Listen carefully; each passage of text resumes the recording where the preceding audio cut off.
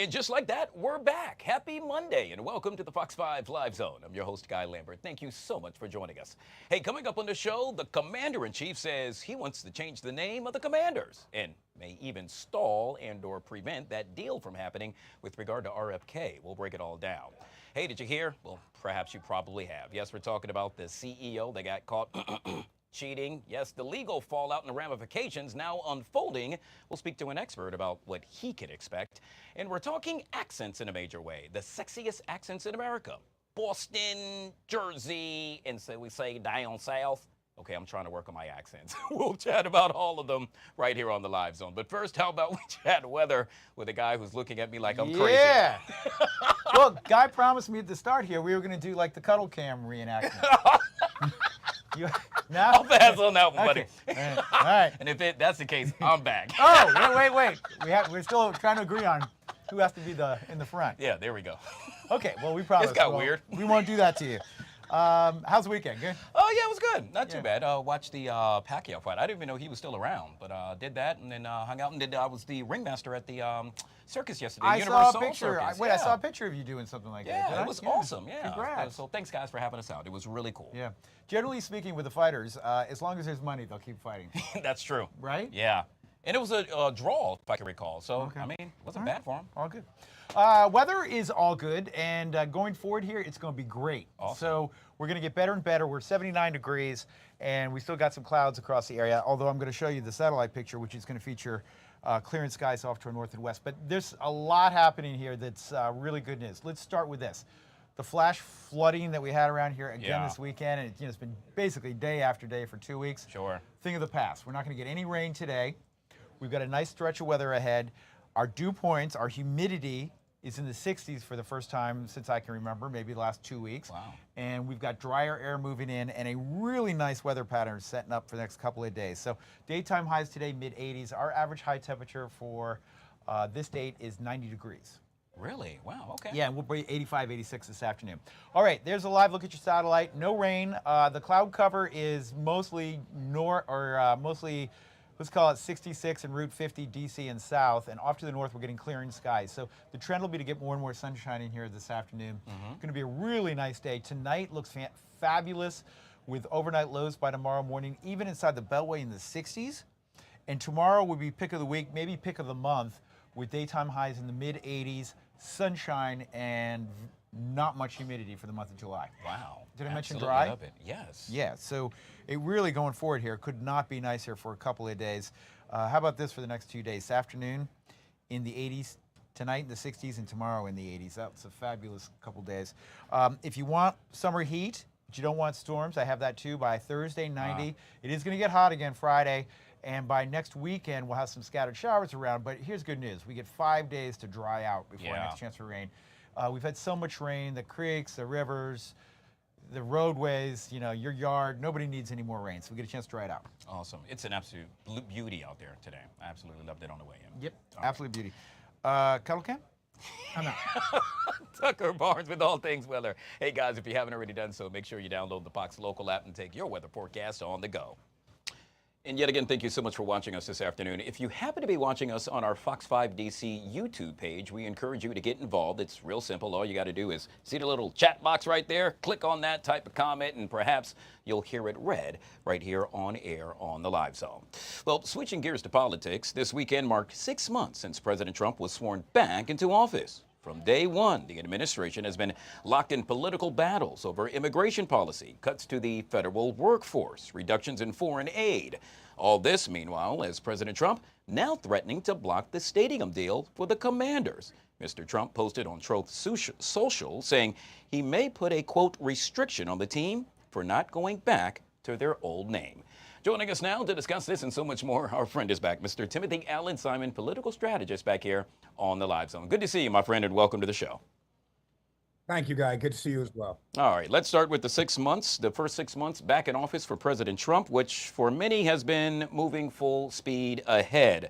An executive editor with U.S. News and World Report tells Fox 5's On the Hill, Franklin Roosevelt might be the last president to move this quickly. Now, the 2026 midterm congressional elections could determine whether or not if Trump administration's, well, let's say breakneck pace continues, If Democrats are able to flip either the House or the Senate, that could slow the administration's ability to get legislation passed. So, your take on the president's first 6 months, sir? Well, in terms of the president's first 6 months, you have to compare it to what he promised on the campaign trail versus the results. On the campaign trail, he used the term day one, and day one was clearly not accomplished. But I'd be willing to say that the public never expected an end to the Russia-Ukraine war, the Israeli-Gaza conflict, or a drop in inflation on day one. So from that standpoint, he has not met the milestones or marks that he promised. On the other end, there clearly is a ramping up of immigration enforcement, largely due to the fact that America does not have sufficient immigration legislation or reform. There has been a drop in inflation, I understand, by a percentage point, but grocery and eggs, your favorite, but grocery prices remain high in many parts of the country. Fuel prices are high. So I would say that the president has not met what he promised in his first 6 months, though some data will say that he is on a progression that could be successful. And then, oh, by the way, we can't forget about that split between the good friends, Mr. Elon Musk and the president as well. That, too, happening within the first 6 months. Yes, and that could have an impact on the midterms. Elon Musk has threatened to create an American party, a third party, which historically third parties have been spoilers for the two major parties, depending on what side, left or right, that the third party leans towards. But historically, the midterms have typically gone to the party that's not in the executive office. So it is reasonable to predict that Democrats could take back the House and possibly the Senate in the midterms in 2020. Let's move on to the other big story of the day. Harvard University back in court today for a major hearing in its funding fight case against the Trump administration. The next step in the battle over restoring more than, count them, $2 billion in federal funding for research frozen by the White House this past spring. Now, this really marks a critical moment for what's become the flashpoint of a major clash over academic freedom, federal funding, and campus oversight. What's going to come of all of this? I would think that if the courts honor the historical constitutional importance of free speech, assembly, and academic freedom, that Harvard should come out the victor here. And of course, Congress controls the purse strings, but the president has control of Congress. But I do think that the legal standings are on the side of Harvard. I want to point out to your viewers, to date, there's been no court determination of illegal DE&I. Only the Harvard UNC case that went before the Supreme Court banned race-based admissions. But to date, there hasn't been a legal determination of what even DE&I means. On the issue of anti-Semitism, and of course, I'm in Lafayette, Louisiana right now, but UC Berkeley's president was recently before Congress as well. The issue is, does opposition to Israel in the Gaza conflict constitute anti-Semitism? And many college presidents say that protest against war is common on our campuses. This country was founded on the basis of protest, and to crack down on that basis could have a chilling effect on speech. By chilling effect, meaning what's next? So I do think that if the courts adhere to the constitutional tradition, that Harvard could be successful. But this is a very conservative court if it goes to the Supreme Court. And of course, Trump has the vast majority of the appointees. So, but I still believe that Harvard will come out with a certain degree of victory in this litigation. And yet again, that hearing currently underway as you and I speak. President Trump also stating that the Fed chairman, Mr. Jerome Powell, well, as he puts it, it's costing the U.S. a fortune by not lowering rates. But firing the Fed chair, as many of us have speculated, may not fix the issue as well. That's because if the president happens to do just that, it will likely shake up the market in a negative way. What say you, sir? Well, first off, as we know, President Trump appointed Jerome Powell, even though recently he blamed it on former President Joe Biden. The Federal Reserve Bank and the Federal Reserve Board were structured to be purposely independent from the president and Congress once the board members are confirmed by the Senate. And the market has indicated that a firing of Jerome Powell could send the markets into turmoil. Now, many of the European nations' central banks have actually had a decrease in interest rates. So the president's complaint is not without a certain degree of merit, but Chairman Powell's position has been that there are yet to be the economic indicators to assure that a lowering of rates would not add to inflation. And this is often where the monetary policies of the Fed chair and the Fed board conflict with the executive branch, particularly as we roll into midterms. The Republicans are going to want the strongest economy possible. Look for more targeting of Jerome Powell as the scapegoat in what may be considered a staggering economy. Yeah, yet again, really interesting to see how all of this will play out. We'll end with this, Timothy, and that is Russia says it is all for making a peace deal with Ukraine, but the Kremlin will continue to make its goals a priority. This comes as intensifying attacks on multiple Ukrainian cities continues. President Trump, by the way, has announced a 50-day deadline for Moscow to agree to a ceasefire, or else it could be hit with some serious sanctions. Do you think ultimately that's what's going to happen here? I'm not certain. There are many nations that rely upon Russian oil, for example, or Russia's petroleum resources, and it's a major trading partner with a number of countries. I think President Trump has found, like his predecessors, that Vladimir Putin is a very cagey and effective opponent in areas like this on the international stage. Russia has survived sanctions in the past, and since it is to a large extent a dictatorship, he has the ability to suppress the opposition when the economy begins to dive. I think the best thing that the president can do, whether it's through a third-party intermediary like Qatar or Turkey, is to get the two sides together to try an immediate ceasefire. I'm not convinced that sanctions against Russia will have the effect that the president is looking for. Well, as they say, only time will tell. Yet again, we've been joined by Mr. Timothy Allen Simon, political strategist, joining us from Louisiana at that, right here on the Live Zone. Always good to see you, my friend. Make it a great day. Great to see you, Jay. Thank you so much. Take care. All right, guys, now to some of the stories that are making national headlines, and it all surrounds legal ramifications. Joining us to discuss this is attorney Mackenzie Joy Brennan back here on the Live Zone. Always good to see you, and welcome back to the show. It's great to see you. Thanks for having me. All right, let's talk about this first big story of the day, and that is sentencing is set today for a now former Louisville police officer convicted in the death of Breonna Taylor. That officer was found guilty of violating Taylor's civil rights when he fired blindly into her apartment back in 2020. Now, here's the catch. The U.S. Justice Department filed a new memo ahead of that sentencing recommending time served and a $100 fine, followed by 3 years of supervised release. Louisville's mayor actually stating that that officer deserves a serious prison sentence, while lawyers for Taylor's family called the DOJ's recommendation an insult. How much power really does the DOJ have surrounding all of this, Mackenzie? Boy, they have a lot of power in terms of the recommendation. There's a lot of prosecutorial discretion that goes into cases like this. And since it's a federal case, the DOJ is a part of the executive branch. So they are taking a lot of cues from the Trump administration. The potentially positive news, and we'll have to watch and see, is that judges also have a lot of discretion when it comes to either taking those sentencing recommendations or deviating from them and potentially deviating upwards. I think this would be a prime case for a judge to do that. I don't know much about the judge's record and whether we have predictions on whether that discretion will be used.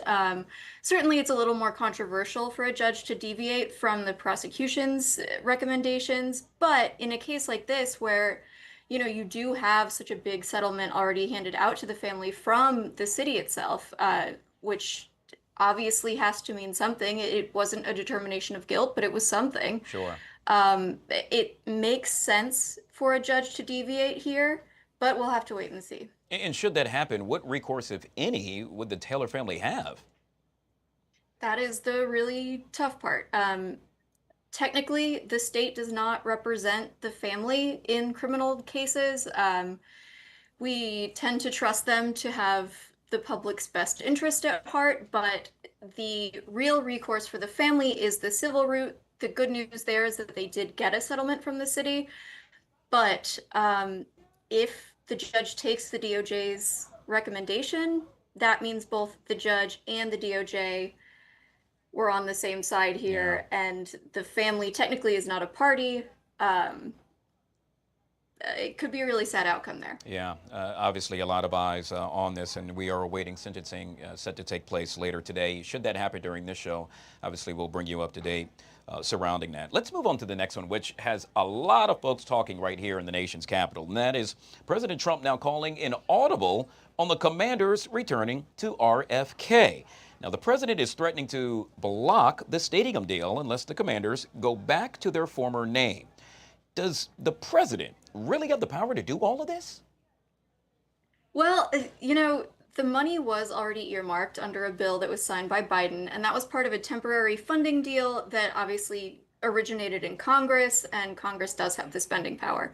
So, since that was a short-term deal, I could see a scenario. I mean, Congress right now is taking really heavy cues from Trump, and even doing so when it is against prior allocations and against public interest. I mean, we just saw that last week with the clawback of already approved funding for public media, which was, you know, a pretty bipartisan supported thing when it was signed. So we are seeing Congress take heavy cues from the Trump administration and do things that, you know, allow them to claw back power and money that has already been allocated. So it is possible. I do think it's really interesting. I've been seeing a tweet going around that is from Trump in 2013 where he says the president should not be telling the Washington Redskins to change their name. Our country has far bigger problems. Focus on them, not nonsense. Pretty funny pivot there to now be concerned with a name when there are certainly still big things going on. But when it comes down to the power, it is possible that Trump and Congress will collaborate on that and attempt to claw that money back. Yeah. It is the talk of the town. I bet. I would argue I am perhaps the biggest Commander/Redskins fan there happens to be. And I will say this and leave it at that, and that is love the name. That is until I found out it has the same definition in the dictionary as the N-word. And so with that, it is what it is. You change the definition in the dictionary, perhaps we could change it back to what it is. Just keeping it real. It seems like such a non-issue, and that they have changed the name, and such a popular thing to have a stadium built. I don't really understand the logic behind this, except for a culture war that will not be ended. Yeah. All right. We'll have to wait and see. Okay, this last one, really juicy. Not to say the last one wasn't, but you already know what I'm getting at. In this case, a CEO's night at a Coldplay concert. Yeah, you've probably seen it by now. It turned into a viral scandal when the Kiss Cam exposed more than just his love for the band. What should have been a fun day at a Coldplay concert quickly turned into an infamous scandal after astronomer CEO Andy Byron and his HR chief were caught looking very cozy on the Kiss Cam. Obviously, we now know that, in essence, his marriage has come to an end. He has since resigned from his position. She's currently on leave. The question is, are we going to see any legal ramifications here? And if so, from who and by who and when? Boy, I think that certainly in terms of divorce being a legal proceeding, that is likely to happen. The wife of the CEO has already issued some public statements that were pretty strong and crushing. She said something like, you know, my husband quoted Coldplay, and I'm just saying that when the lights went out, I saw everything. So she seems to be likely to file for divorce soon. But in terms of the business setting, I think that a lot of what they're doing is to try to avoid legal proceedings. The fact that he resigned, obviously, the fact that the woman is an HR affiliated position, that is concerning because HR is exactly the department that would deal with a lot of these things. And I think it's a good reminder to a lot of us that HR is there to protect the company, not necessarily the individual. So since they are all in high up positions, I think we're less likely to see some sort of legal ramifications than we would if these were subordinate employees. And it seems like they're doing everything they can to divorce, no pun intended, the scandal from the company itself. But on the other hand, I will say it's been pretty good free publicity. I had not heard of Astronomer before this, nor had a lot of people, and now we have. So there's always a silver lining. Well, it appears his soon-to-be ex-wife will be laughing all the way to the bank. Correct me if I'm wrong, but to my understanding, the state in where he is based, I believe she is entitled to, let's say, half of all of his holdings, if you will, should the judge find it appropriate for her to divorce him. So. And there's certainly easy fault to allocate in this divorce case, too, so. All right, well, more reason for you not to be caught in that position and or do it in general. Boy, howdy, yeah. Mackenzie Joy Brennan joining us right here on the Live Zone. I truly enjoyed this, Mackenzie. Always good to see you. Thank you so much for coming on the show. Thank you so much for having me. All right, guys, we'll take a quick break. On the flip side of that break, Annie Mae joins us for our Monday Talkers next, right here on the Live Zone. When danger strikes, it's not just about boots on the ground, it's about pause in motion. Today, I rise in defense of those who cannot speak for themselves, but serve our nation with unmatched loyalty, discipline, and courage. I'm talking about canines and horses who serve our law enforcement officers on the front line every single day. From narcotics detection to crowd control, search and rescue to border patrol, these animals are more than sidekicks. They are trusted teammates, and just like their human handlers, they face real threats, danger, and consequences. That's why today I am introducing the Leo Canine Protection Act, a straightforward bill to strengthen the penalties for those who assault or injure these animals in the line of duty. I'm proud to champion the Leo Canine Protection Act alongside the dedicated team at Canines United, whose tireless advocacy ensure that our service animals are treated not just as tools, but as heroes. Under my legislation, the federal penalty will be up to 15 years when someone uses a deadly weapon to harm a federal police animal. In addition, this legislation will expand the federal statute to apply to any state, county, or local police animal assisting a federal agency. The effort is not just symbolic, it's timely and necessary. Last year, 21 police canines made the ultimate sacrifice in the line of duty, including Canine Leo of Marion County, Florida, who the bill is named after and who is pictured right alongside of me. Mr. Speaker, these animals run towards danger, not away from it, and we owe them far more than a belly rub or a scratch behind the ears. Mr. Speaker, they fight for us. Now it's our turn to fight for them. I urge my colleagues to support this critical legislation. Thank you. I yield back. All right, guys, back here on the Fox 5 Live Zone on a Feel Good Monday. Annie Mae joining us for our Monday Talkers right here on the LZ. This is your favorite part of every day. Yeah, really, we got good energy. Well, you do. So, you do. it's all about the vibe. Maybe I can get it for the both of us. Guys, a little tired today. Yeah, I'm feeling it in a major way. We're talking accents, thank you. In this case, the sexiest accents in America.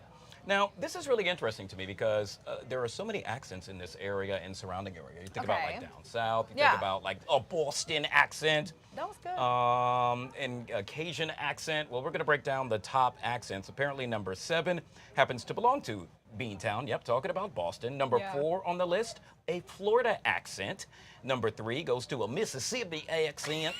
Number 2, a Long Island accent. Get the car. Oh, gosh. And taking the top spot, drum roll please, a Cajun accent. You know, like the guys and gals out of Louisiana. I was going to say I was like, chicken? Like, I was like, that's the only Cajun I know. Out of like Louisiana. Yeah. Okay. I don't really know. First of all, you said Florida. Do Floridians have accents? I guess like the certain part you're from, perhaps. Yeah. I didn't really feel like, the only one I feel like I was like, okay, it was like Mississippi, where I'm like, yeah, Boston, Long Island, I understand that. But I would not say that those are attractive I would agree. accents. I would say they're kind of irritating and pompous. Yeah. Like I would be like, they're annoying. Yeah. Long Island. Long. Long. I'm like, I'm good. Yeah. Midwest, no. Well, that's what we're supposed to really mimic ourselves after. Yeah. So those in news and TV, you're quote unquote supposed to speak as if you're from the Midwest. I don't really think I have an accent, but I feel like people are like, oh, you're from the East Coast. Like when I talk, they're like, oh, you're from the East Coast. Yeah, because we talk fast sometimes. What do you think is the sexiest accent? Not American. That's what I think. Definitely. I feel like a British accent. I can't do it really well. Well, you should meet my boyfriend. Really?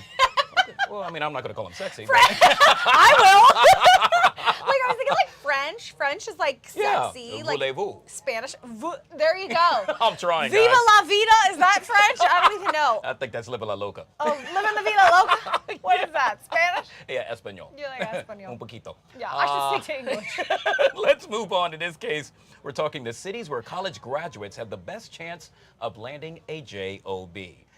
This is really interesting because, yet again, this Gen Z study is talking about places where you should actually go if you're looking for a job. D.C., New York, apparently not the place. In this case, it's Raleigh, North Carolina, Birmingham, Alabama, Milwaukee, Wisconsin, and Baltimore right up the street. So they're just places that you essentially would get a job. Well, the team easier? looked at the annual wages, hiring rates, and affordability of Yeah. 55 different metro areas. Oh, So then yeah, apparently that it's, takes out D.C. and that takes out New York.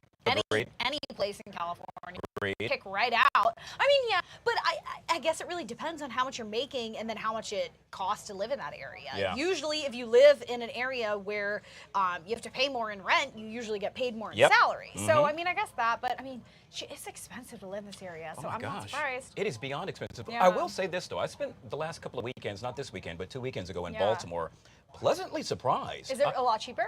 Well, not only that, but it was actually pretty cool. You know, Really nice. I would always argue growing up in the DMV, which Baltimore Yeah. is not a part of, Yeah. we would always make fun of Baltimore. It's like, Yeah. oh my God, I'm not going there. Yeah. But now I was, yet again, pleasantly surprised. Well, I went most recently to like an Orioles game and I had a blast. Yeah. Oh my God, it was really nice. The food was great. Yep. The area was really nice. They have all the great food there, but they also have that whole entire street out Sure. there of fun. Yeah. And it was a blast. I had a great absolutely time. agree. Now, one thing, the rats, they're a little bit different in Baltimore. They run toward you instead Instead of of like away away from from you you. here in D.C. I am running the opposite direction of any type of rat, no matter the size. You and me both. Yeah. All right. We'll end with this, and that is Gen Zers are swapping booze for lattes, mocktails, and wellness drinks. According to a newly released study, 39% of Gen Zers now say booze is their go-to social drink. That's not half, believe it or not. Nearly 3/4 of Gen Zers now choose drinks based on functional benefits like energy, gut health, and or a mood. Is that you, Annie Mae? I drink significantly less than I used to. Obviously, when you're in college, you drink Yep. a little bit more, right? So I was drinking in college. I was drinking in college. But post-grad, I was drinking a little bit less. Now, I really don't drink at all. Like, I Yeah. probably drink once a month. Wow, And if I good for you. do, I drink significantly less. Sure. And I used to have, over the course of the evening, probably like 7 drinks or so. okay. Now I probably have 2. Yeah. Like, I seriously have 2, and I'm like, okay, I'm good. And also, I'm not really just like a big fan of the taste and the way it makes my head feel. I get a little headache, and I'm like, okay, the night's over for me. So usually I'll do that. I'll do a soda. I kind of nurse like a vodka soda, and I call Yeah. it a day. I mean, I'm I'm not with really a you. huge drinker. Well, I enjoy a good scotch. I am Yeah. a scotch drinker. Yeah. Beer, maybe if I'm watching a football I game, will not basketball drink a beer. game. Really? No. Okay. Well, I mean, Under that's any okay. circumstance, unless it's on here, and I'm like, oh, Yeah, just try it and like, that's okay. pretty good. I hate beer.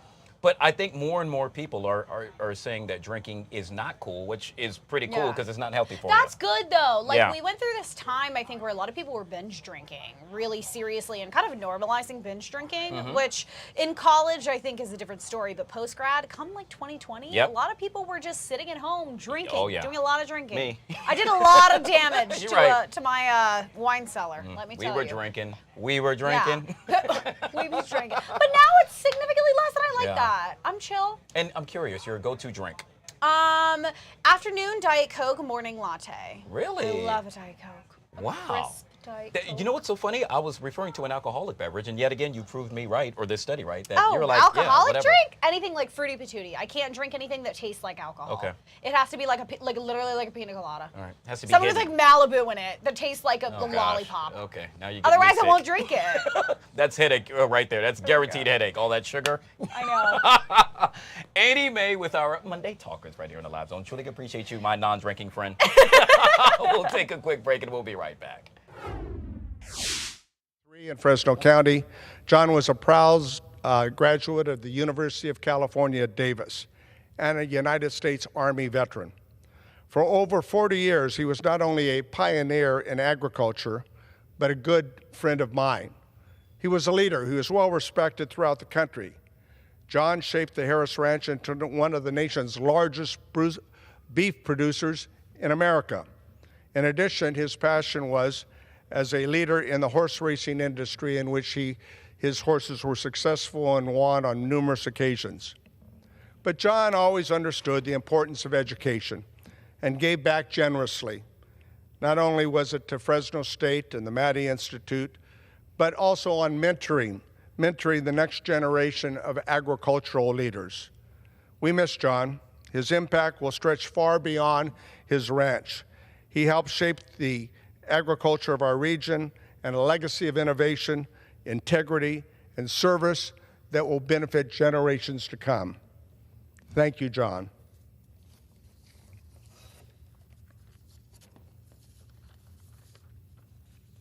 Mr. Speaker, I rise to honor Joe Nelson, a proud son of the San Joaquin Valley, who served 37 years as the head of California Citrus Mutual.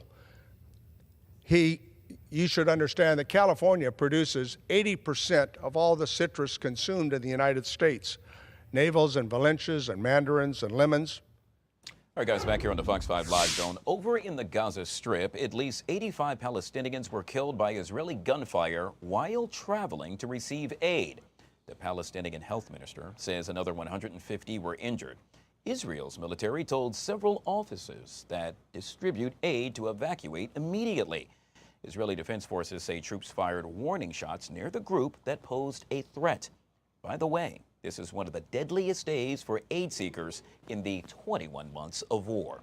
Joining us now to discuss this and so much more is Mr. Scott Feldman with One Israel Fund back here on the Live Zone. Good to see you, Scott. Happy Monday to you. How are you? Yeah, Mondays are always fun. Yeah, I tell you, not necessarily fun today with regard to the headlines you just heard me make mention of. I got to ask, what's going on here, Scott? Obviously, lives taken and, well, it appears to have been an accident, but yet again, an accident that, well, you can't take back, and now we have lives lost. Yeah, I mean, look, we all know war is never an easy thing, and certainly fighting a war while also trying to bring in aid to those that you're, that are embedded in the civilian society has its challenges.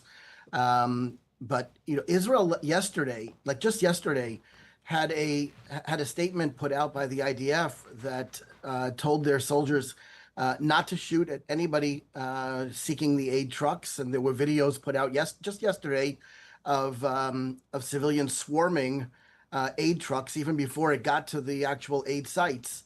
But obviously it's a tense situation when you have a massive amount of people that are all running to these aid trucks, which are coming in regularly and are being administered now by a humanitarian organization that is in coordination with the United States and Israel. And you just, it's very hard when you don't know who is a Hamas operative and who is not. So when they do get close to the soldiers, there is a certain, tension. Again, that's not making an excuse. We don't want to see any civilian innocent lives lost. But it is a very tense situation. And unfortunately, in these situations, war is deadly. And, you and I have spoken about this many times before. There's a simple solution to all of this, which is, give back the hostages that you took from us, that you've been holding now for over a year, and put down your guns, and all of this will end, and Gaza can go back to attempting to build a life for their civilians. But unfortunately, that ceasefire is still elusive. Yeah, to your point, Scott, we know that all eyes are now focused on Hamas. For quite some time, it was Israel who happened to be dragging its feet. Now the focus is on Hamas. It's been more than 1 week now since that potential ceasefire was presented, in which 10 hostages would be released. A number of Palestinian prisoners would be released as well in exchange, and perhaps to truly bring a ceasefire to all of this. But yet again, for the first time in a long time, it's Hamas who is now stalling. Well, I would actually push back that Hamas has been stalling, throughout this process, but Israel has been constantly trying to make concessions, and even basically, from what I understand, even just yesterday, offered to pull back their troops even further than they had originally committed, and Hamas is still not willing to move forward with this. Although my sources have told me that the plan now is that they really hope that by this upcoming Sunday, there will be an announcement made and a ceasefire will come to fruition. which will be the release of some but not all of the hostages. We wish it would be, every hostage, and Hamas would cease to be in charge of the Gaza Strip. I believe that many of the civilians that live there would prefer that as well, even though it's a death sentence to say it out loud. So we're in a situation right now where it's a holding pattern. But I know there's a lot of pressure being placed on Hamas, both by Egypt and Qatar and the United States, to move this forward. Yeah, you just touched on it, and I'm so glad you did, and that is the United States. There has been speculation that the U.S. would become somewhat bullish, if you will, with regard to making sure that Hamas moves forward with this potential ceasefire. In your mind and in your eyes, sir, should the U.S. be doing more in order to make sure that this gets done? I'm not sure how much more the United States can do. They've been working with regional partners for over a year.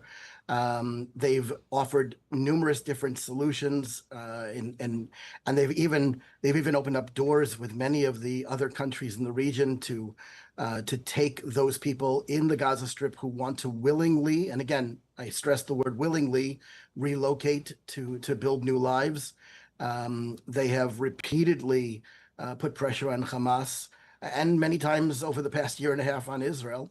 The president of the United States certainly wants to see a peaceful outcome.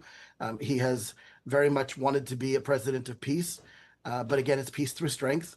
And when you're dealing with, and I stress this, when you're dealing with a terrorist entity that has one goal, and that is the destruction not of, not just in the Gaza Strip, but of the entire country of Israel, and to push it into the sea, and to globalize it everywhere, because we've heard this, terminology all around the globe of globalize the Intifada, which basically means the murder of Jews everywhere.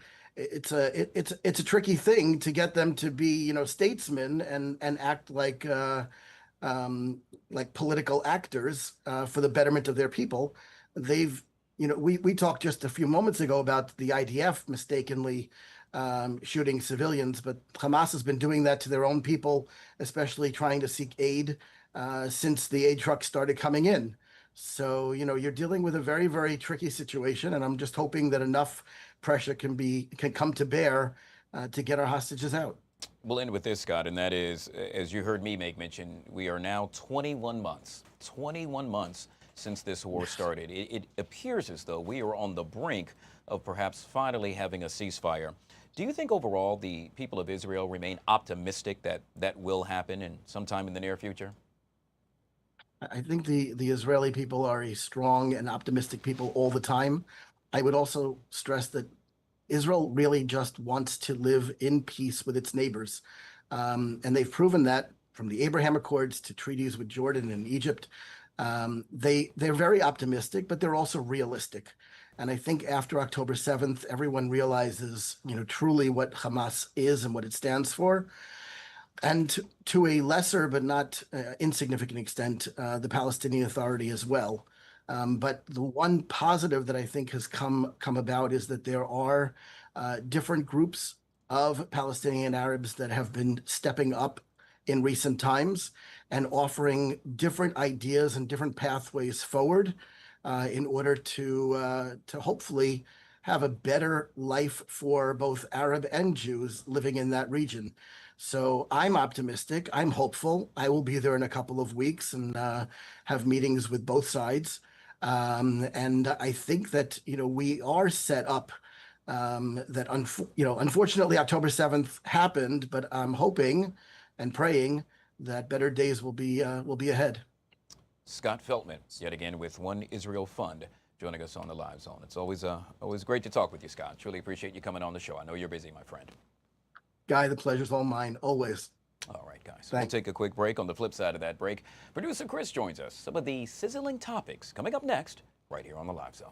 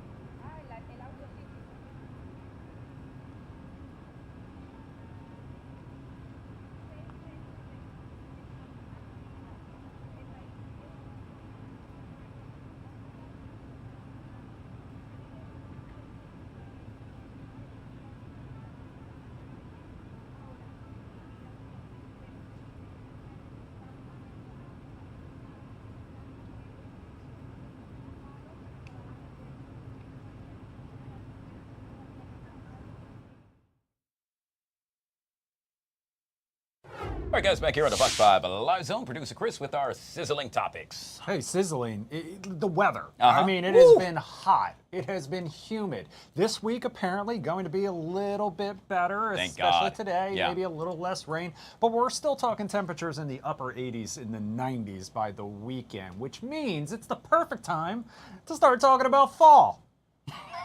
What? Pumpkin spice lattes, Oh, as a matter no. of fact, because Starbucks just announced when they will return. If you are keeping track and you need to mark it on your calendar, the date you need to remember is August 26th. That is when the pumpkin spice latte and all those other cold foam favorites and fall treats that Starbucks is so well known for will be back on the menu. Now, I will note that is about 1 month before fall officially meteorologically actually returns. Really? Wow. Yes. Okay. Which is kind of on par when it comes to Starbucks and these fall treats, because people really like to start thinking about them around this time of year. Huh.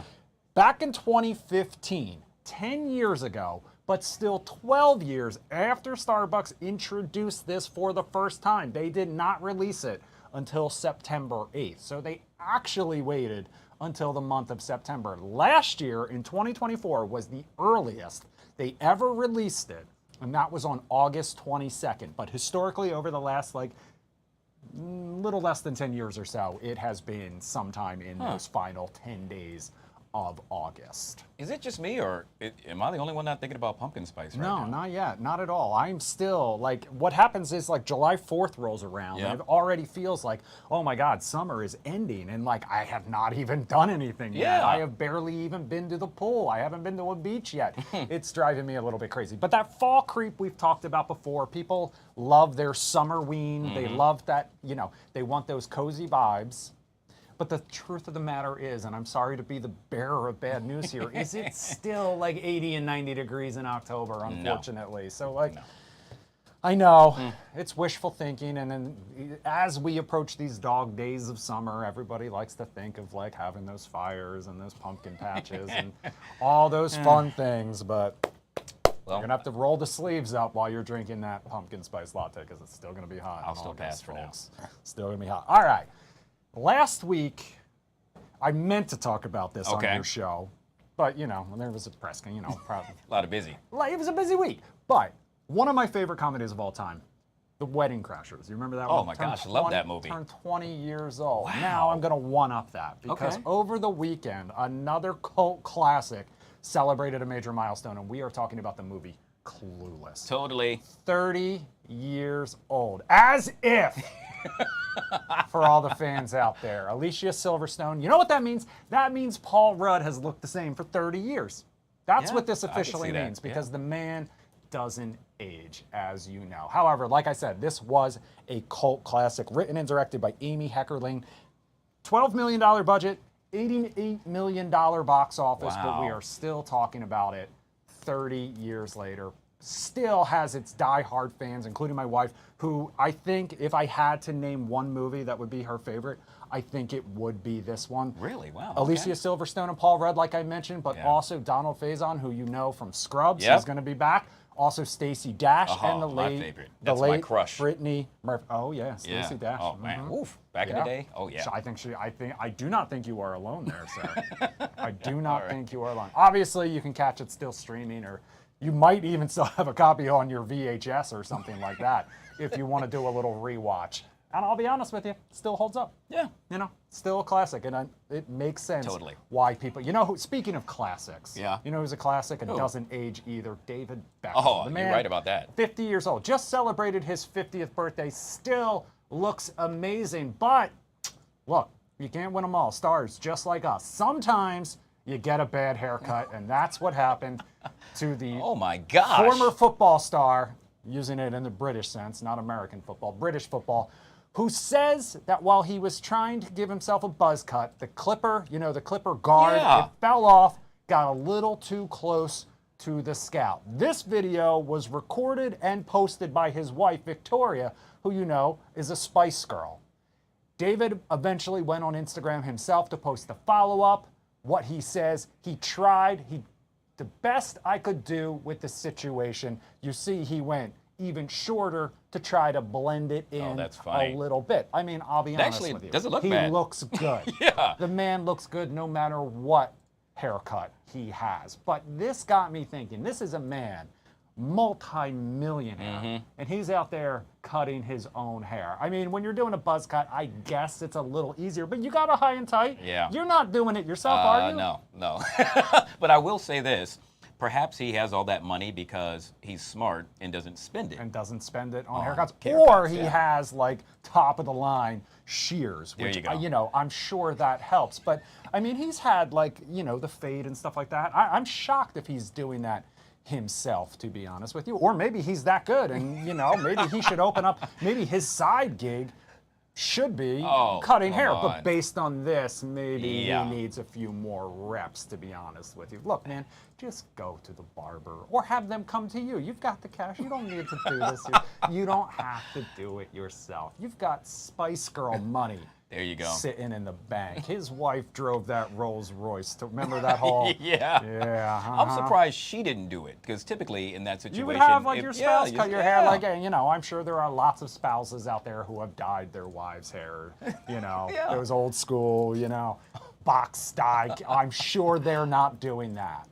But when we talked about this on the Live Zone earlier, or not you're the Live Zone. When we talked about it on the Lion Lunch Hour earlier, Annie Mae pointed out that David Beckham has long been a hair fashion icon. He has been one that men have looked to for years. And I will just say, if I had a guarantee that it would grow back, then I might try to buzz my head again and rock the David Beckham.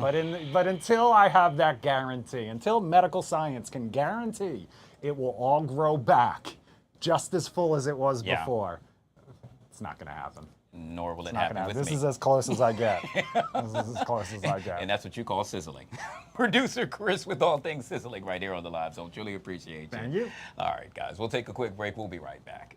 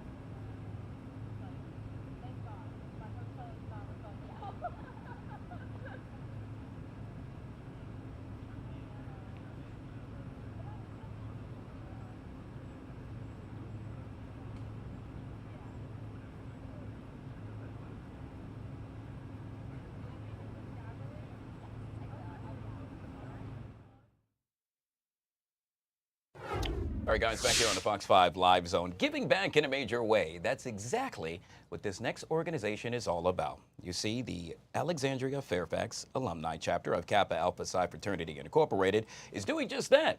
How? Well, they're teaming up with the luxury jeweler David Yurman, all in support of KSEF scholarships for local students. Joining us to tell us all about it happens to be Mr. Philip Thomas and Jerome Butler, both of which are kind enough to hop on the Live Zone and tell us all about it. Guys, always good to see you, always good to talk about how you're giving back, and truly, truly appreciate you joining us right here on the Live Zone. Happy Monday. Happy Monday, Guy. Thanks so much for having us. But of course, for folks that are, let's say, crawling from under a rock and hearing about this for the first time, first do tell. I want you to really focus on the KSEF scholarships and how it's really making a difference for so many students in our area. Absolutely. Again, my name is Philip L. Thomas. I am the Alexandria Fairfax Kappa Scholarship Endowment Fund Board of Director. Our mission at AFKSEP is simple. It's to provide meaningful scholarships that help young people in the DMV access higher education. And we've been doing it since 1990, actually. So we've been doing it for years, and this partnership with David Yurman is just helping us reach even more students. Yeah, but this is a big deal, and I want to stress this because this is not the first time that you all are doing it. It's not the first time in the rodeo, if you will. You all did this last year, and excuse me, but correct me if I'm wrong, looks like you all raised some $44,000 in just 2 days. That's got to put a smile on your face.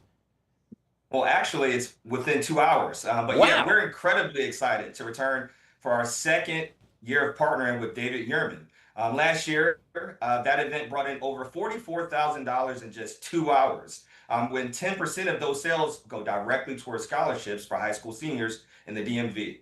This year, we're aiming even higher. We're really excited about this. So if folks are available and they want to come out to enjoy a live DJ, some hors d'oeuvres and a champagne toast, and of course, some luxury shopping for a great cause, please meet us on Saturday, July 26th from 1 to 3 at the David Yurman City Center store in DC. Yeah, I could talk day in and day out about the David Yurman at that location. They are some great guys and gals over there and do an amazing job. And so I'm truly appreciative that they're allowing you, and I'm actually going to see if I could stop by as well to show up and really help to make sure that we give back in a major way. Jerome, you are really all about, well, all things good as well. But in this case, I want to focus on the Fathers Initiative, about really uplifting men and boys through mentorship. Do tell. Absolutely. So the Fathers Initiative has been in place for about 3 years now. And what we do is that we have collective conversation amongst fathers and father figures to share our shared experiences, right? And to build on those experiences, we got to become resources to one another. And a part of that mission is through 3 pillars: impact, outreach, and activity. And so through that, we're going to be working with AFKSEF and David Yurman to provide some opportunities for some fathers and father figures in the area to come on out and get a new experience and actually help by association, assisting with gaining scholarships and assisting with the community, right? So that's how this initiative has really aligned with the Fathers Initiative, and we've been doing some great work in the community in the DMV, and we're hoping to have some more fathers and men in the community come out and support this initiative. Yeah, Jerome, I say this time and time again on the show. I'm a storytelling type of guy. I love telling stories and hearing stories, and in this case, I'm hoping perhaps you could share one with us about how really the Fathers Initiative was really able to help change a life. Let's say they were finally able to see that light at the end of the tunnel. Oh man, so I have a story from this past year's initiative where we had a public meeting with a nonprofit organization, Tumani DC. And in that meeting, we were having a very in-depth discussion when we don't necessarily just specifically focus on the fathers, but we have young men and the children come in because it's a safe space. And 2 of the children who were in there were discussing their relationship with their father, and lo and behold, it ended up being that they had the same father and did not know it. Wow. And so at the end of that meeting, we were able to have a discussion with them and with the CEO of Tumani DC. And these are the type of things and the blessings that we're providing in these safe spaces in order to have these collective conversations and find those mutual experiences amongst not just the fathers, but the children as well. And that created a gateway for those people to reconcile. So these are the type of things that we're doing in the community. And these are the type of things that we love to support, especially in line with David Yurman and kind of getting new experiences with fathers as well. Yeah, even more reason for you to show up and show out, as they say yet again, this upcoming Saturday from 1 p.m. until 3 p.m. Philip, I want to set the scene one last time. It's all taking place at David Yurman, the city center location, which we absolutely love those guys and gals over there. As you can see, yes, I know the jewelry looks amazing and it's truly one of a kind, but as you go about to purchase it, some of the proceeds will actually really change a life, and that's what we want to make sure we keep top of mind. Absolutely. We actually just want to emphasize this is an event you don't want to miss. On Saturday, July 26th from 1 to 3 at the David Yurman store. Just come on out for some luxury shopping, live music, past bites, and even some champagne, all while giving back, right? What more could you ask for? And again, 10% of all sales, every purchase, goes straight to scholarships for local high school seniors. So every dollar you spend just helps us shape the future. But one thing I do want to emphasize as well, if you can't join in person, that's quite all right. You can still make a powerful impact. Wherever you are. You can feel free to shop online and contact the DC store directly. But don't forget to mention shopping for scholarships so that those sales and those purchases go directly towards the scholarships. Ultimately, we're just turning dreams into college degrees. So come on out, everybody. Let's do something unforgettable. We're really excited about this. And again, we want to thank Fox 5. We want to thank you, good brother, Guy Lambert, for amplifying our message. And we're just really excited about this event. Can't wait to see everybody out there. Yet again, we can't wait to see you all as well. We've been speaking with Philip and Jerome, of course, part of the Alexandria FAIRFAX alumni chapter of Kappa Alpha Psi Fraternity Incorporated, both of which are kind enough to join me right here on the Live Zone. We'll see you Saturday, guys. Thank you so much for coming on the show. See you there. Thank you, guys. We'll take a quick break. We'll be right back. This is the Fox 5 Live Zone.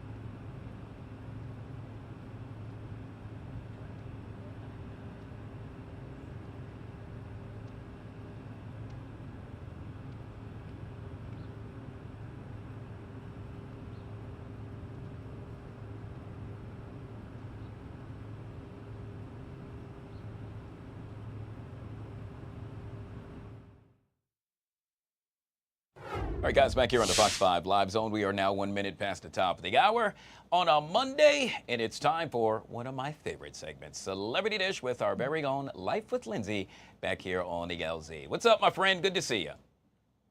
Happy Monday to you. It's always good to see your face on a Monday morning. It makes my day. Yeah, makes mine as well, chit-chatting with you. And if you know what else makes my day? Hearing about this first story, Lindsay. In this case, Wendy Williams rang in her 61st birthday over the weekend. Now, the former talk show host celebrated with friends in NYC. Guests for Wendy's B-Day festivities included her niece and her former Wendy Williams show producer, Susan Bass. Wendy's latest public appearance comes after an ongoing legal battle to end her court-appointed guardianship. Are we high-fiving all day for Wendy Williams, Lindsay? Oh, absolutely. I'm so happy to see she's out in public and able to do things. I can't believe they're still in a legal battle, though. You know what I mean? Like, I thought this would be almost over, but it's not. But hopefully she's on the right path to get that all settled. But I'm glad she's out in public able to celebrate her birthday. That's just so good. She's an icon, you know? Yeah. You know what else? She looked healthy, Lindsay. I mean, obviously we Yeah. haven't seen her in quite some time, at least in public, and to see her in that state and then surrounded by, family and friends, it just seemed as though she was really happy. And that's something I think we all want for Wendy.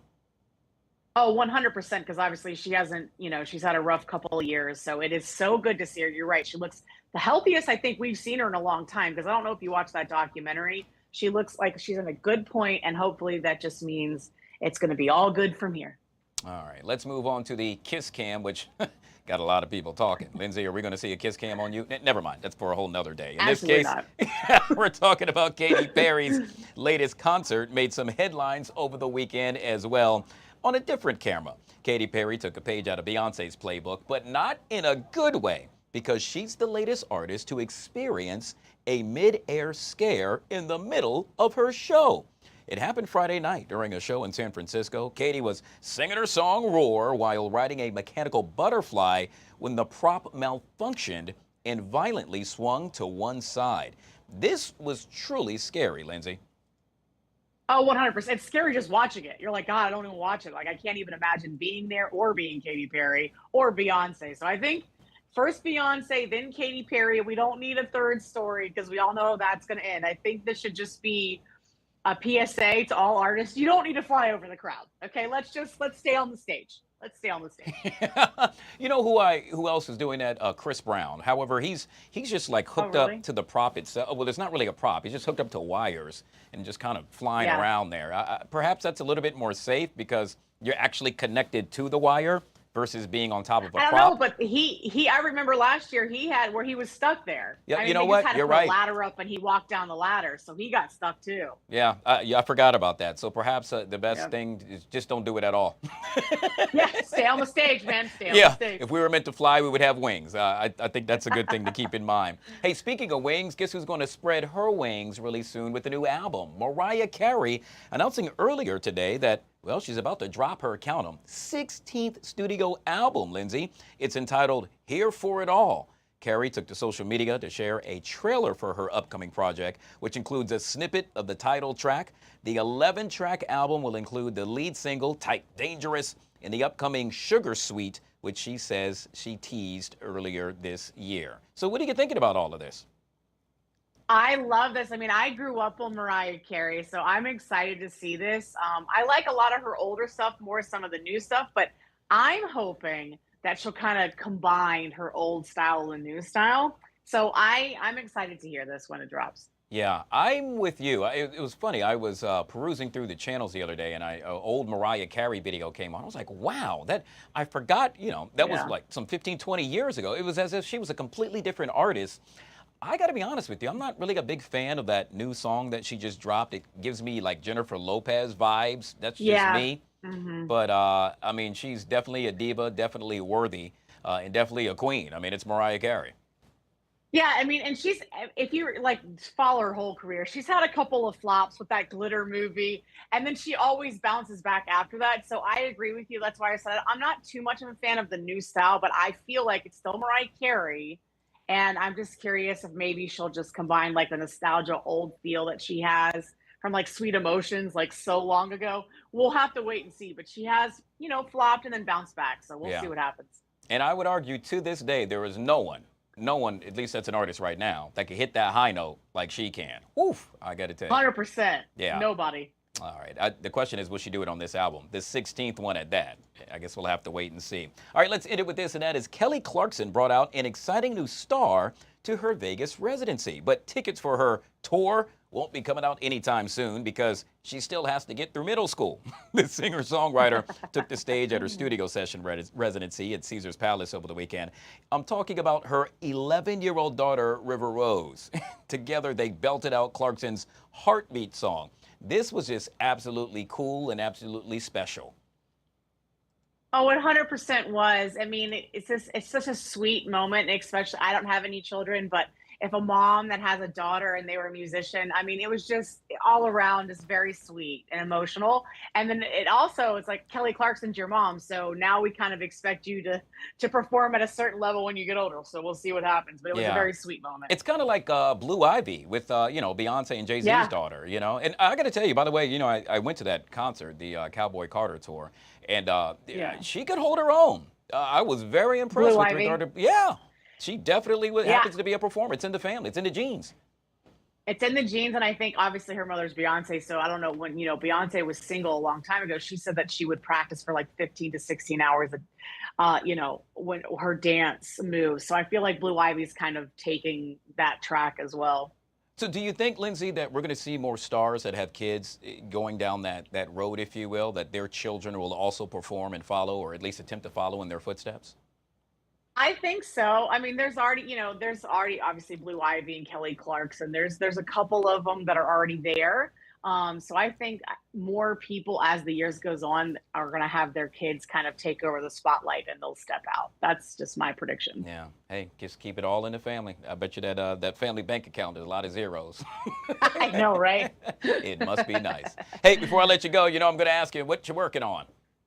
Well, I'm going to start traveling in about 2 weeks. You're going to see me in different states. So that's basically what I'm working on right now, is packing. The best part about that is I get to see different backgrounds in every state. How about we play a game where I guess where you're at when you come on screen? I think that'd be kind of cool. So we'll just have to. Oh, absolutely. That will be a fun game to play. I love it. All right. Life with Lindsay, all things Celebrity Dish, joining us right here in the Live Zone. Make it a great week, Lindsay. Always good to see you. Good to see you. Have a good one. All right, Thanks guys, for having me. We'll take a quick break. We'll be right back.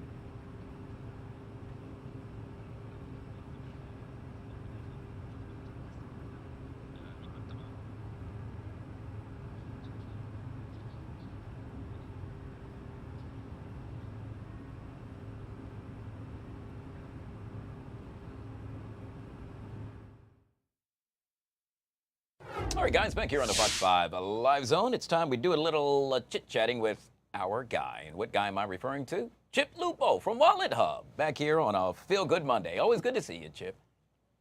Good to see you too, Guy. Happy Monday. Happy Monday, and boy, do we have a lot to talk about. We're going to kick it off with the best and worst cities for first-time home buyers. Now, I saw this headline, Chip, and before I clicked on it, the first thing I said is, I know for a fact that the Washington, D.C. area will not rank near the top. Boy, was I correct. Yeah, and I don't think you needed one of our studies to tell you that, Guy.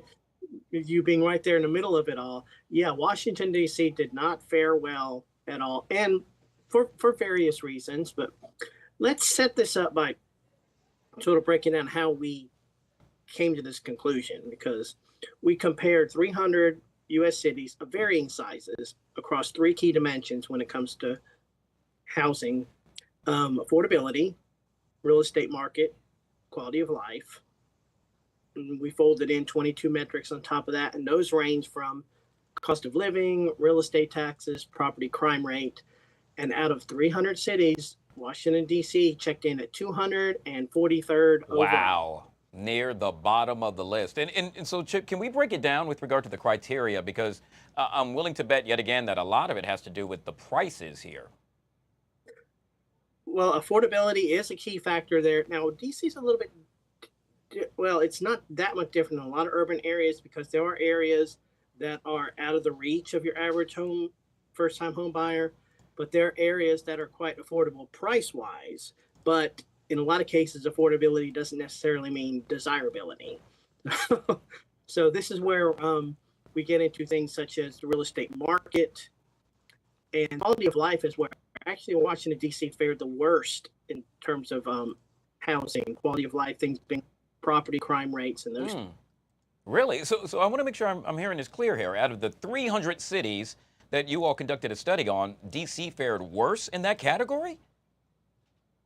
Of the three, it's three categories. We're talking specifically affordability, real estate market, quality of life. Of those three, Washington had the lowest numbers in quality of life. 174th in affordability. Yeah, I should have set that up better. 174th in affordability, 222nd in the real estate market, and then 264th in quality of life. Wow, I got to tell you, that is truly amazing to me. Hey, real quick, can you tell us what the #1 city happens to be? The #1 city is Palm Bay, Florida, which is a city up the Atlantic coast of Florida, about Central Coast.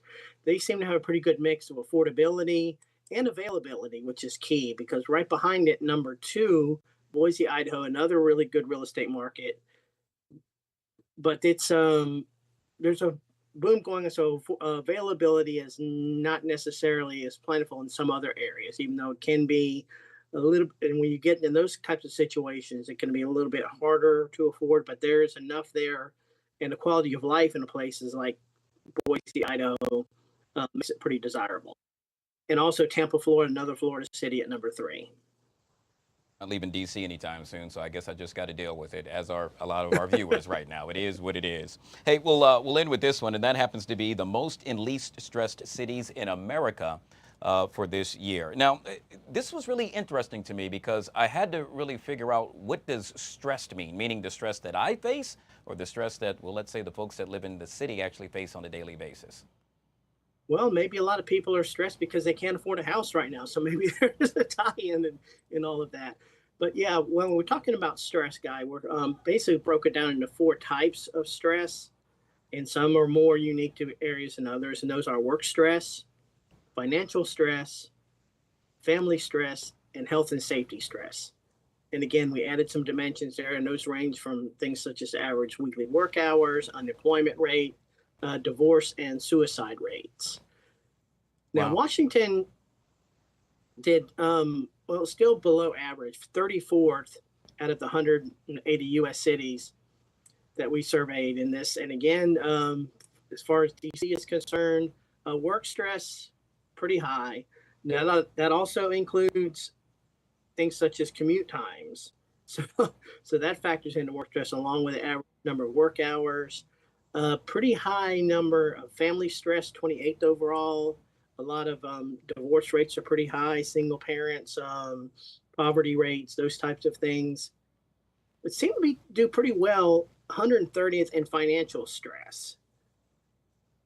Yeah, well, yet again, any stress, in my opinion, is no good stress. And so just to think that actually, D.C. yet again is dealing with something like this, and as it happens to be a lot of other cities, that's something we always need to keep top of mind. I got to tell you one thing. I'm going to make sure that I'm not stressed. So whatever that I need to do in order to help bring that level down here in D.C., I think we're going to keep it that way, Chip. Buy a house in Palm Bay, Florida. That might help. I couldn't have put it any better. Chip Lupo with All Things WalletHub joining us right here on the Live Zone. Always good to see you, my friend. Thank you so much for coming on the show. My pleasure, Guy. We'll talk again soon. All right, guys. Hey, we're going to take a quick break. We are following a developing story, a childhood star gone far too soon. We'll talk about that and so much more next, right here on the Live Zone.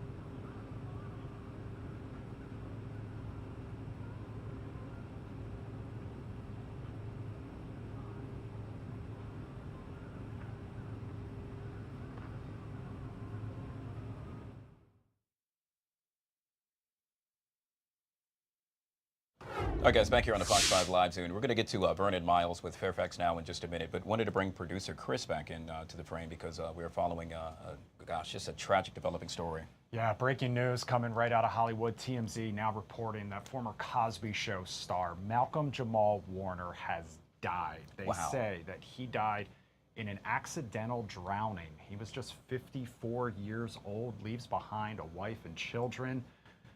No details yet about where this happened or how it happened, but he has been a part of our lives, TV, through the power of TV and Hollywood for decades. We know him best from his role as Theo Huxtable on The Cosby Show. More recently, though, he was a member of the Fox family. He was on the medical procedural here on Fox called The Resident. And most recently, he was on Missing Persons Unit, that show with Scott Kahn. We caught up with him recently for that. He has been live in studio with us before. So, like I said, breaking news, gonna hit home for a lot of people who absolutely grew up with this star. I'm thinking back to the many episodes of The Cosby Show, which, you know, that's what I grew up on. Thursday evening, was 7, 8 o'clock, it would come on. And in the mini skits that he would do with Carl Anthony Payne, who recently was here as well. That's right. I had the honor of co-hosting Lion Lunch Hour with him. And I remember I asked him, I said, you know, back then, what was it for you all? And he said, Guy, it was really the ad-libs. That's what we loved the most, where they would write the script, but we would be able to ad-lib and go along with it. That's when we truly developed a bond, which... no question. Which, dear God, it's just hard to believe that he's gone. 54 years old, he's been in our lives for 30, 40 years at this point, getting to start as such a child actor. And I mean, the scene with him and the shirt, I think, is what people will remember forever. One of the most classic scenes from that show of all time. Of course, TMZ all over this. Will have updates coming up tonight at 3, 4, 5, and 6 o'clock. All right. Yet again, it's hard to believe. I'm just at a loss for words. Malcolm-Jamal Warner, now dead at the age of 54. All right, producer Chris joining us with this update. Julie, appreciate you. We'll take a quick break, guys. We'll be right back.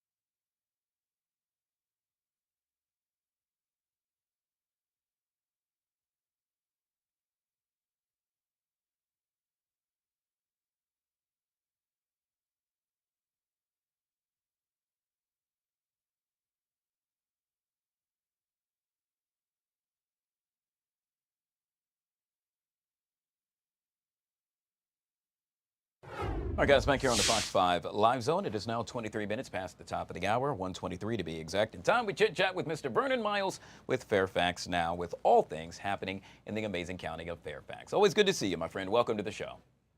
Hey, thanks for having me. Boy, was it a busy weekend weather-wise. Fires, flooding, and rain, oh my.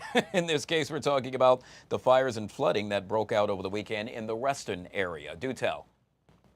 Yeah, so like you mentioned, we had a lot of storms around here, and with that comes a certain degree of natural disasters. We had multiple fires around Fairfax. One was in Herndon, where a firefighter was actually injured combating the blaze. Those were non-life-threatening injuries. He was later released from the hospital without any serious injuries. But yeah, that was in the McNair area of Herndon. Bad fire. It was the 2 stories of this garden apartment building that completely burned. We had another one over in the Reston Town Center. That was another one where you see, it was as the storm was going on, you had firefighters combating this blaze. Sprinkler system contained the fire. There were no injuries as this, but obviously it's a terrifying situation. And then finally in Great Falls, we had significant flooding. We saw this all around the region with the heavy kind of rainfall this weekend. We had significant flooding around Great Falls, people trapped in vehicles. Fire department had to go in there and rescue some people. Again, fortunately, no injuries. Interesting. You just made mention of Great Falls. My parents live there. I got to give them a call to make sure they're a-okay. But yet again, anytime we're dealing with something like this, it's truly concerning. And we just hope that all the folks in that area happen to be safe and sound. It is something that you don't want to deal with. And unfortunately, a lot of the residents living there had to do just that. Let's move on to the city of Fairfax considering stricter noise regulations, but stopping short of that infamous leaf blower ban.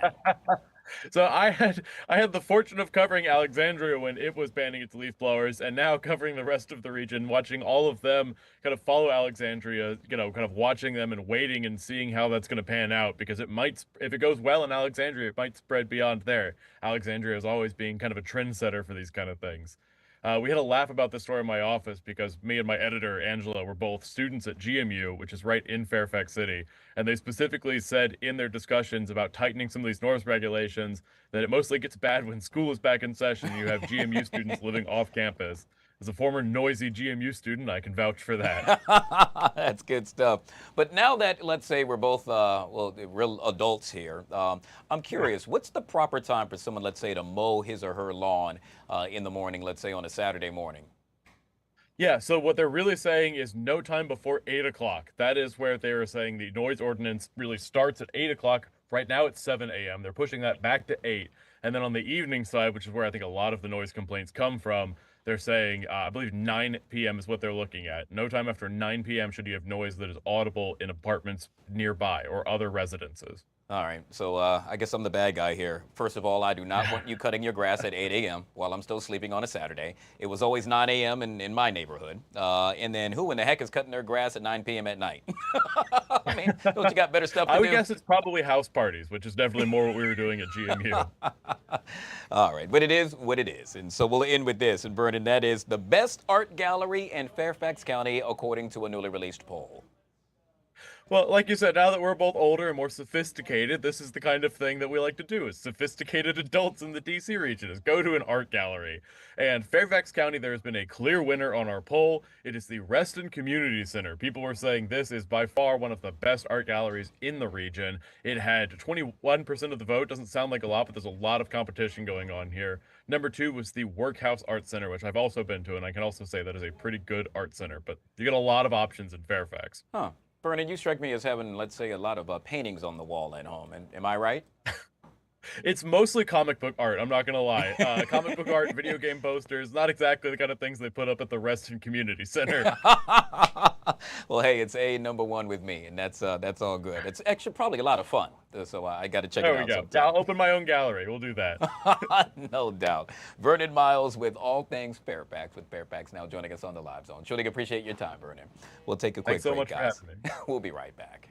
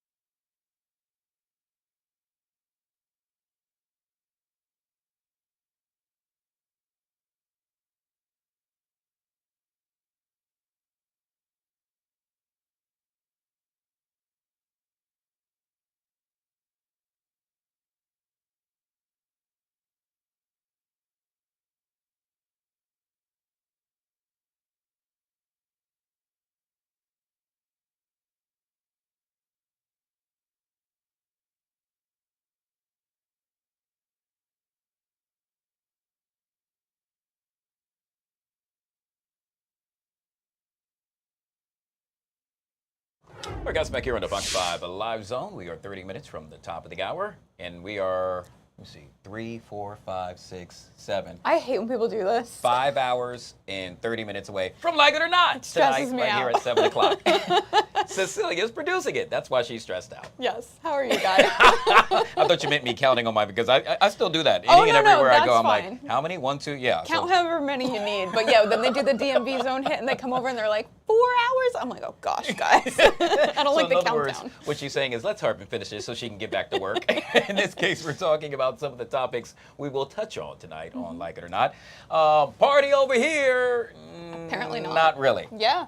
A new study came out and a census was taken about Americans and what they spend their time doing of every activity. When it came to partying, not so much, guys. So Womp the womp. survey found that if you went to a U.S. household any given weekend during the year, only 1 in 25 households would have plans to either attend a social gathering or host one. Really? Doesn't that seem so low? What's wrong with you all? But then I think about it, I'd be 1 in 24. Wow. Now, I immediately when I read this, I thought, oh, it must be pandemic related, and it's just a byproduct of that. But actually, the decline started between 2003 and 2024. It was a 50% decline in social gatherings, so it started That's early. Interesting. Yeah. Is your social calendar full? Well, yeah, but you know what? Yeah, but not at house parties. So I guess you're kind of right. I mean, I'm doing I guess events. that's what they're thinking, like barbecues and things like that. That used to be so much fun as a kid, Yeah. and even in my teenage years and early 20s. I mean, that's where you get a chance to hang out with your buddies and pals, and you bring your husband, and then your girlfriend, her husband is there, and then they meet, and then they're like buds. Yeah, it's exactly. It's like great. Yeah, and even like family gatherings. I feel like growing up, there was always something going on. A cousin's birthday, an aunt and uncle, some sort of get together in the backyard, but. I guess not. I'm really curious as to why. So we'll have to watch tonight, yet again, beginning at 7 o'clock. Perhaps we will be able to unveil why that is. All right, so one of the things that I love to do, Cecilia, is when I get off here, of course, I'm going to watch Fox 5 all the way until I can't watch it anymore. And then Which after includes that, Like It or Not at 7 o'clock. And then after that, I like to stream a lot of shows, which you can stream this show as well. But you know what I hate? When that show ends, and then I have to wait forever and a day for let's say, the new season to begin. Yes. Hate it. Yes. I'm looking at you, Peacemaker season 2. Let's go. It's been 3 years. But yeah, I was looking around at, we've got the Clueless sequel or the Clueless series that's gonna be coming out. Okay. We've got, Happy Gilmore 2, The Naked Gun, all these movies that are coming out decades later, rebooting. And now, so this was sparked today by Devil Wears Prada 2. Anne Hathaway leaked a picture of herself in that famous cerulean sweater that we all know about, and she's brushing her teeth saying, all right, I'm heading to set for Devil Wears Prada 2. And I'm just wondering, it seems like it's tougher nowadays to get a franchise that sticks. Yeah. Is this the way to do it now? Just have your hit movie and then 20 years later, throw out a sequel? Yeah, it's hard to do that because your audience changes. Right. I'm thinking of Coming to America. When they did Coming to America, it wasn't as funny, and quite honestly, the jokes were a little bit different, and you couldn't do the same jokes that you did back then now. And so I'm curious to see, yet again, how they do this. I don't know. I told our Kevin McCarthy that Freakier Friday is coming out in August. I was obsessed with that movie back in whatever it was, 2003. I might break my 6-year movie theater hiatus to go see Freakier Friday. What? Hold on. He was horrified by that. You have not been to the movies in 6 years? Since Avengers Endgame in 2019. Did you hear that, guys? 6 years. Sorry, Kev. Yeah.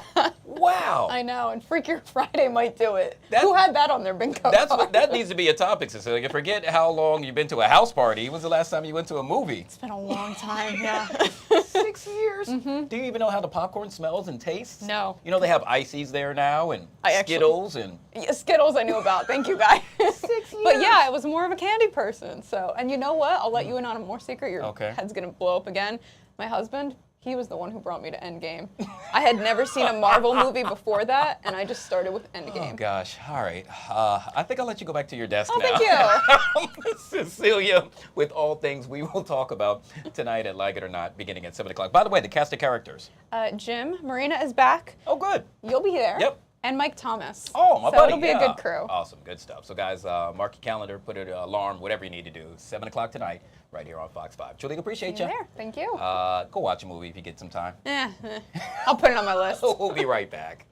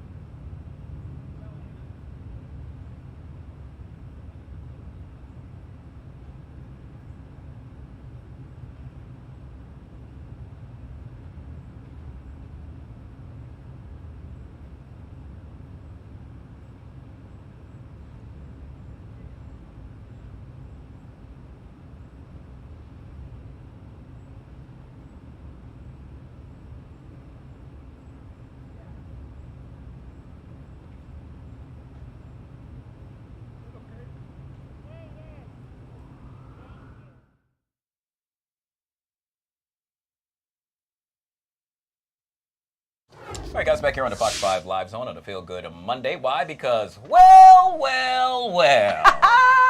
look who's back. Reunited and it feels so good. Brittany Yes. is back right here on the Live Zone. Good to see you, my friend. Good to You were see you, looking, friend. you were glowing. Can I Thank say you. that? Yes, I am officially sun-kissed. Shout out to Hilton Head Island. Okay. Just rub it in, why don't you? Sponsored by Hilton Head with the tan. Yes. No, vacation was amazing. I really feeling great, refreshed. Family time. It's a tradition to go down there every summer. My dad's side of the family is from there, from good old Savannah, Georgia. Yeah. And Hilton Head's just 45 minutes across the bridge, so awesome. It was great. Yeah. Right. You bring me Family back to over the, everything. You bring me back. That's what the first thing what people do. What did you bring me back? I brought back some sand that's still in my suitcase, guy, but that's about it.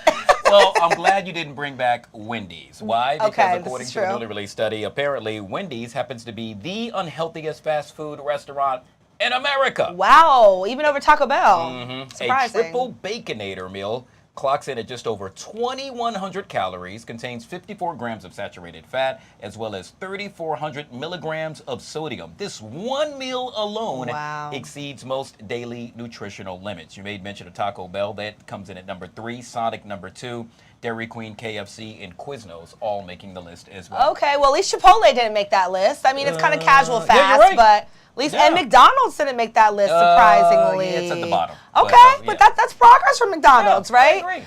2,100 calories for That's a a lot. Baconator is a lot, okay? Yeah, that is, I don't even know how people can digest that. Isn't that weird, right, to think about how, like, you could have a bacon cheeseburger and it's literally less than half of that calories if it's, you know, cooked right and organic, but then the Wendy's one is 2,100 calories. The math is not mathing, but I go for the Frosty and fries anyways. Did they say anything about that? Nope, I'm down with the Frosty. Now, I don't care how many calories that has. Yes, I'm all in. yes, I'm down with the Frosty and the fries, okay? We'll keep it there. This is why we're friends. We definitely have a good foodie palate. We're compatible there. What's so interesting, because this next topic, you would think that a Frosty would be somewhat vanilla, because why? Well, vanilla is America's most ordered ice cream. And yes, I know a Frosty is an ice cream. Well, typically, I mean, you know, kinda, like, quote unquote, kinda. But vanilla still America's favorite, according to a newly released study. Just that. Coming in at number 2, chocolate and cookies and cream. Oh, that's a good made one. The second and third on the list. When it comes to ice cream for you, what is it? Yeah, I was about to ask you that, guy. I can tell you. So early on as a kid, it was always strawberry. But that shows how old I am, because then they invented this thing called chocolate chip cookie dough. Yes. Well, okay. We literally, this is crazy. I like strawberry cheesecake. Ooh. I like chocolate chip cookie dough. I like anything that's just not just the plain, but there's nothing like vanilla and like a pie, you know, vanilla ice cream and a pie together, or like a Pizookie, one of my favorites, the chocolate chip warm cookie that kind of melts in your mouth. See, we're getting fancy with it. I don't know about that one. But chocolate chip cookie dough is definitely my number 1 for sure. Yeah. Definitely. And then if you really want to spice it up, how about mint chocolate chip cookie dough? Okay, I love mint. That's my mom's favorite right there for sure. I love mint chocolate chip cookie dough too. That's a good one. I'm somewhat surprised though that America still says vanilla is, I mean, with all the selections that you can get nowadays, it's still number 1. It's just really Well, weird. if you ask my cute little grandma from down south, it'd be butter pecan. It's still butter pecan in her world, okay? So peach cobbler and butter pecan, okay? That is funny. Yes, but vanilla, I'm not surprised by that. I'm not a chocolate lover, you? No. Yeah. Which is weird because we both love Frosties, and I that's know, but I love the swirl. We can do a little swirl now, okay? We can get a little fancy with it. We can do this all day, guys. I know. Hit us up on Instagram and let us know your favorite flavors, okay? Actually, you can hit us up on our Fox 5 YouTube page. Even You see right there? See right there where it says chat? Oh, All you gotta okay. do is just go in the little chat thing. Perfect. So y'all hit us up see right now and let us know. It's a little delayed, but you'll see it in a second. So that's how we do it here. All right, we'll end it with this, and that is nearly half of adults admit that their partner is not my type, not their type. Isn't that really crazy? On paper, I should add. Nevertheless, they are still happy in their relationship anyway. The most common opposing compatibilities were found to be around temperature, with one person always being cold, the other running hot. And then there's money. One's a saver, and the other one says, it's mine, I'll spend it. I love it. You're hilarious, first of all. Ride around, now I'm getting it. Yeah, I think that's true. I think people who end up getting married don't always usually marry their typical type. But I think that's what makes it sweet, right? Opposites attract and so forth. And look, everything on paper does not glitter in real life. So I think this makes sense. It's just like saying don't judge a book by its cover, right? Sure. It's kind of the same kind of concept for sure. So, I mean, when I asked my mama, she's like, yeah, he wasn't, you know, that wasn't what I was thinking, but I'm happy it landed that way. Me too, otherwise you wouldn't be here. I love that. And we love Brittany. My little red bone twin. Look at us. Always good to see you, Guy. You See, were I got coming some up- energy from vacation. Yeah, we I back. can tell. We back and better. You always have energy, girl. That's why I absolutely love you. You're coming up on the take in just about Yes, 14 I minutes or am. so. The Can take you, it too. Can you give us just a preview, one topic that you all are going to discuss? Well, you know, honestly, this is just coming off of the breaking news. I have to bring it up, Yeah. which is, you know, Malcolm-Jamal Warner Yeah. just passing away from the Cosby Show. I mean, that's crazy that happened. So more to come on that for sure. Wendy Williams just turned 61, which is exciting also. Yeah. And there's a lot of fun topics that we do in the Take It Too. So make sure you guys watch, and hopefully I won't get sent upstairs. Oh, no, never that. Well, then again, maybe. Brittany joining us right here on the live. Bye, guys. Bye. We'll take a quick break. We'll be right back. Answered by our detectives in the Real-Time Crime Center and allowed us to close this case. That attack went 0 to 60 real fast. Do we know what was said? There was a brief exchange of words before he started swinging. Unfortunately, we don't. We're still working on that. And to tell you the truth, like when this case happened, the victim was hurt so severely. It's going to take us a while to get complete information for everything that we need to know before we go to the courtroom. Is there any history of contact with the police department, or does this person have a history of any kind of like mental health issues that's known to you guys, or that you guys are indicating? Yeah, great question. We don't know a lot about this person's history right now. He is 18 years old, so no history that I'm aware of.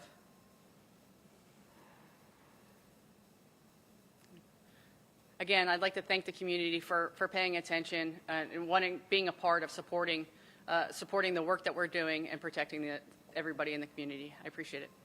Thank you.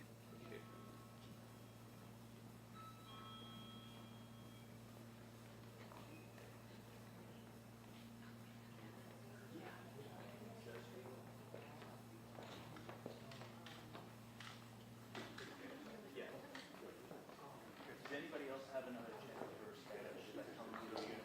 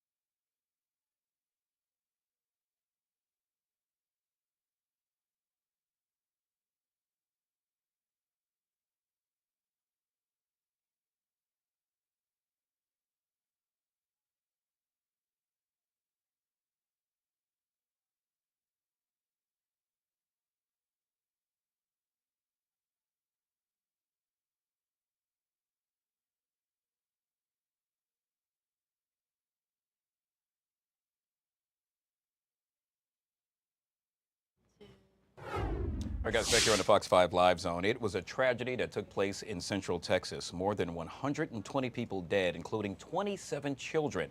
Earlier today, the parents actually held a memorial demonstration and press conference outside of the White House. Let's go ahead and take a listen in. For being here today. My name is Cassidy DiPaola with the Make Polluters Pay campaign. We're here today to honor the 27 children who lost their lives in the devastating floods in Kara County. They were away at summer camp doing what kids do at summer camp. They were playing, they were swimming, and they were feeling safe. But part of honoring the children who lost their lives is demanding action to ensure that this never happens again, because this wasn't just a climate disaster. This was a preventable and politically charged crisis. So we're here to make several demands. The first demand is to call on Congress to immediately restore all funding to NOAA, to FEMA, and to the National Weather Service that made this crisis worse. We're also here to call on Texas Governor Abbott to demand that he releases all funds immediately. He has the power to do so today. Families need support immediately. Instead, he's trying to attach the funding to legislation that is deeply partisan. We will not stand for that. We want funding and we want support now. Our last demand is to make polluters pay for this crisis. The fossil fuel industry caused the climate crisis, and they're making it worse every day. We're at the White House because they're meeting with Donald Trump and the Trump administration to demand immunity from any type of accountability, and they're actively lobbying to cut the funding that our communities desperately need. I'm here standing in solidarity with Texas parents who don't want their children to be victims of another crisis. Please join me in welcoming Samantha Gore.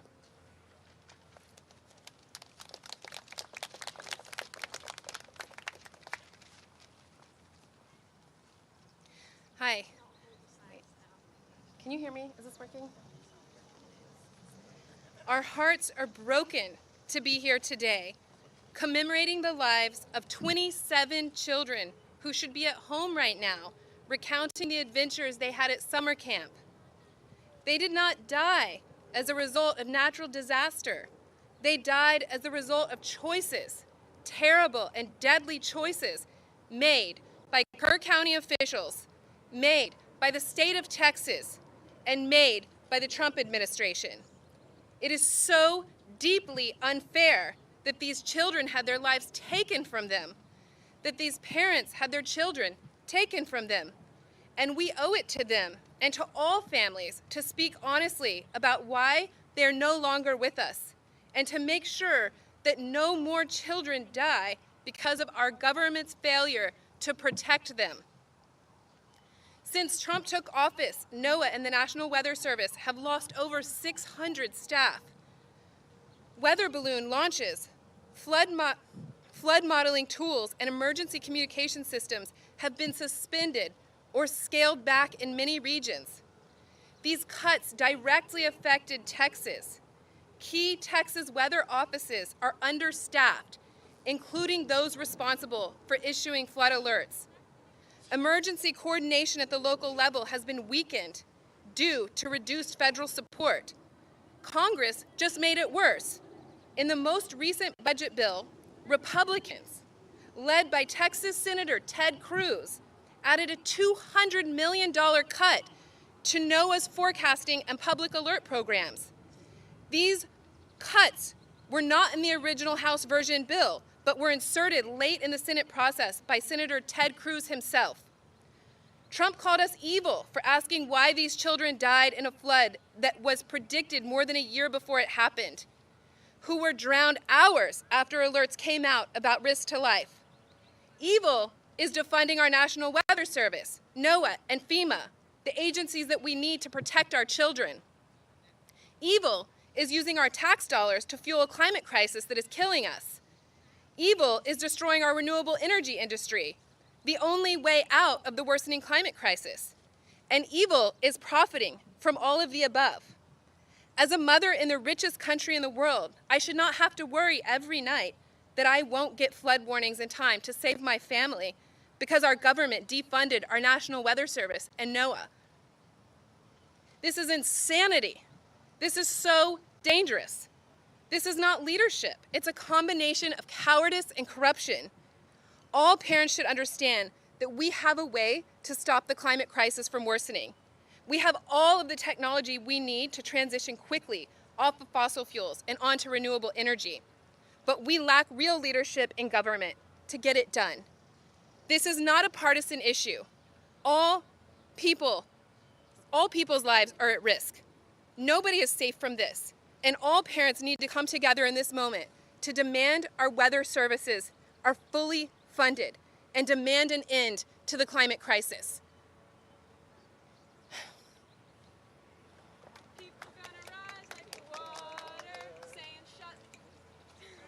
Repeat after me. People gonna rise like water.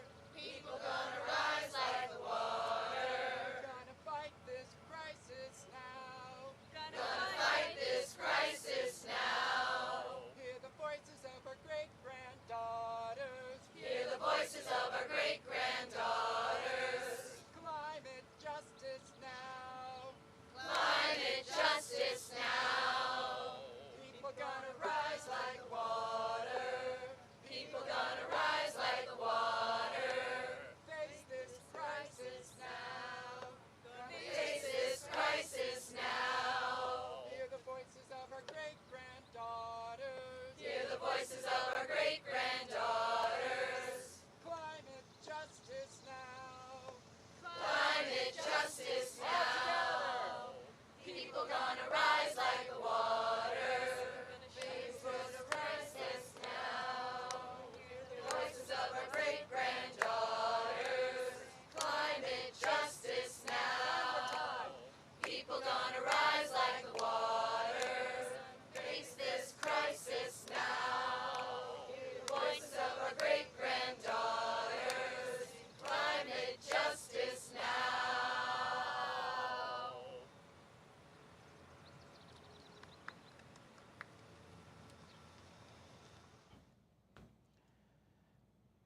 Yet again, a memorial taking place outside of the White House that took place earlier with regard to the parents that lost so many lives, with regard to the young ones that perished in Central Texas, Kerr County to be exact. All right, guys, well, we encourage you to watch the Fox 5 Live Zone 12 to 2, Monday through Friday, each and every day. By the way, The Take is coming up momentarily. Tonight at 7 o'clock yet again, I'll be hanging out with the crew on Like It or Not. We encourage you to join us for that. If you haven't already done so, make sure you download the Fox local app. That way you can take us with you any and everywhere you go. We're back here tomorrow at 12 noon. Until then, make it a great day. The Take next, right here on Fox 5.